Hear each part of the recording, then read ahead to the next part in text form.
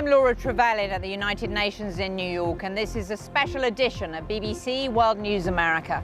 World leaders are gathering here as the conflict in Ukraine may be about to escalate. French President Emmanuel Macron condemns what he calls Russian imperialism as parts of Ukraine under Moscow's control say they'll hold snap referenda on joining Russia. Turkey's President Erdogan calls for a dignified way out of the Ukraine crisis and appears to offer himself as a mediator. Meanwhile, UN Secretary-General Antonio Guterres says the world is facing a winter of discontent. A cost of living crisis is raging, trust is crumbling, inequalities are exploding, and our planet is burning. And much of Puerto Rico remains without power after the full force of Hurricane Fiona battered the island, killing 2 people.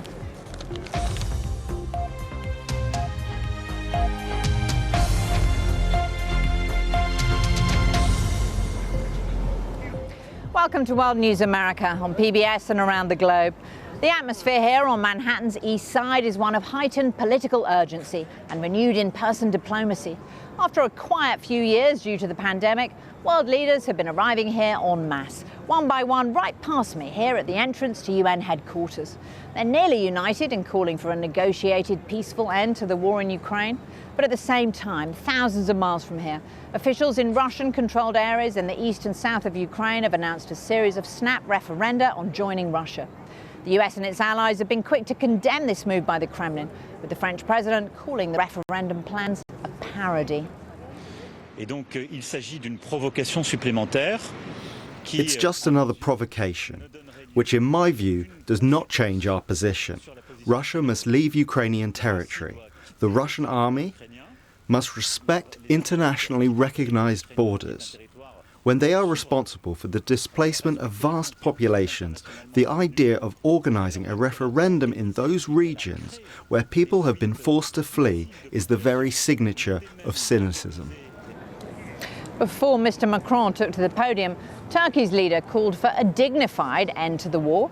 President Erdogan had earlier told the US media outlet PBS that Vladimir Putin wants to end the war as soon as possible. Here's what President Erdogan told world leaders today. The conflict is escalating, and we are investing tremendous efforts in order to ensure that the war will be finalized by protecting the territorial integrity and the sovereignty of Ukraine once and for all. Well, Ukraine may be the biggest crisis facing world leaders here at the UN, but it's far from being the only one. The UN Secretary-General opened the general debate with a stark warning about the months ahead.